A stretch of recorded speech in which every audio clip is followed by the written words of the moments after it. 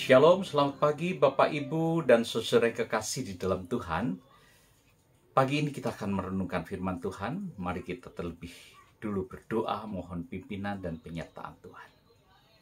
Ya Tuhan, kami rindu supaya Engkau yang membimbing, Tuhan yang menyertai, Tuhan yang melindungi, Tuhan yang menjagai kami. Di dalam perjalanan kami, sepanjang hari ini, kiranya firman Tuhan boleh bertumbuh, berbuah di dalam kehidupan kami. Kami percaya Roh Kudus membimbing dan menyertai kami. Dalam nama Tuhan Yesus kami berdoa. Amin. Saudara-saudara sekalian, bacaan kita pada pagi hari ini terambil dari Kisah Para Rasul pasal 4 ayat 12. Ayat yang terkenal yang mengatakan, dan keselamatan tidak ada di dalam siapapun juga selain di dalam Dia. Sebab di bawah kolong langit ini tidak ada nama lain yang dianugerahkan, yang diberikan kepada manusia, yang olehnya kita dapat diselamatkan. Saudara, perkataan ini adalah firman Tuhan yang disampaikan oleh Rasul Petrus. Bagaimana Roh Kudus mendorong dia, memimpin dia, dan memberi kekuatan dia di tengah-tengah ancaman, di tengah-tengah pengancaman para ahli-ahli agama dan orang-orang yang pada waktu itu sangat heran.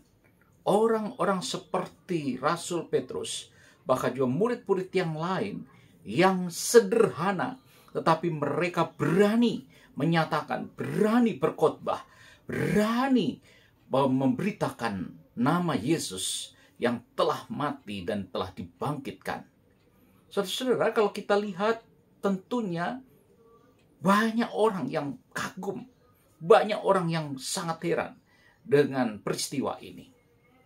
Dan apa yang dikatakan Rasul Petrus sungguh adalah perkataan Allah, deklarasi yang menyatakan bahwa keselamatan ini tidak ada dalam siapapun juga selain di dalam nama Yesus yang olehnya manusia dapat diselamatkan.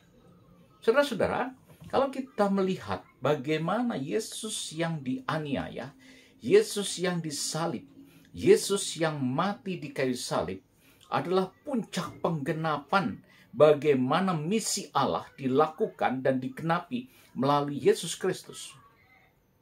Yesus disalibkan bukan karena dia menderita salah, tetapi adalah rancangan dan rencana Allah yang menyelamatkan seluruh dunia. Saudara, tentunya Yesus juga sebagai manusia sangat ketakutan. Tetapi dia bertanggung jawab, dia melakukan misi Allah dengan sungguh-sungguh. Sehingga pada waktu dia di kayu salib itu, dia menyatakan bahwa misinya telah selesai. Dia mati dan dibangkitkan. Saudara, dalam keadaan manusia, dia mati, tetapi dalam keadaan roh Allah, dia tetap hidup. Dia bangkit kembali, mengalahkan maut. Saudara-saudara, kematian yang menakutkan bagi manusia telah dikalahkan oleh Tuhan Yesus. Hai maut, di manakah sengatmu? Hai maut, di manakah kuasamu? Itu berita Injil. Kematian yang menakutkan bagi manusia dikatakan dianggap tidak berarti lagi bagi kehidupan manusia. Sehingga ketika kita hidup bagi Kristus. Dan kalau kita mati dalam Kristus. Hidup dan mati kita adalah menjadi miliknya Kristus. Saudara-saudara, rasul-rasul dengan berani, walaupun dengan tekanan dan ancaman itu, dia tetap memberitakan nama Yesus yang menyelamatkan manusia. Saudara-saudara, hari ini kita berada di dalam hari-hari di mana dunia dalam kehilangan pengharapan. Dunia mencari tentang jalan-jalan keselamatan yang pasti. Dunia dalam kebingungan dengan apa dan bagaimana manusia diselamatkan.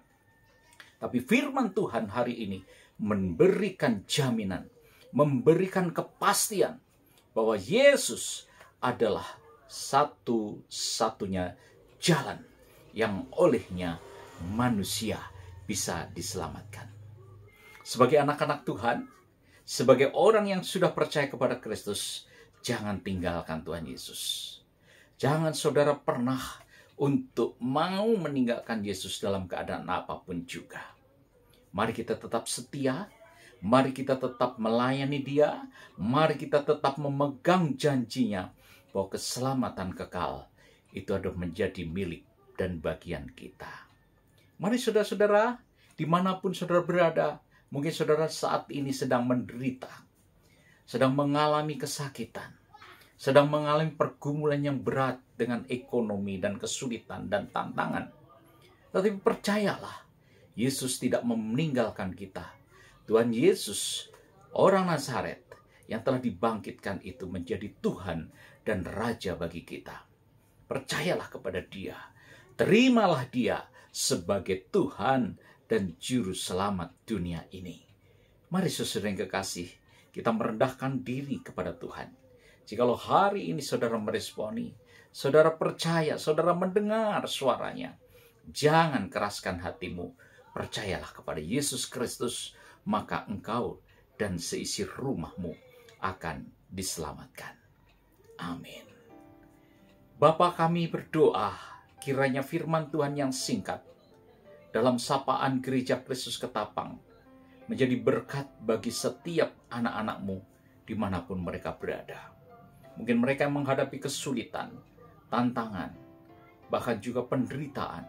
Ialah janji firman Tuhan ini, bahwa keselamatan tidak ada di dalam siapapun juga, selain di dalam nama Yesus yang memberi keselamatan. Tuhan, tolonglah kami, supaya kami tidak meninggalkan Tuhan.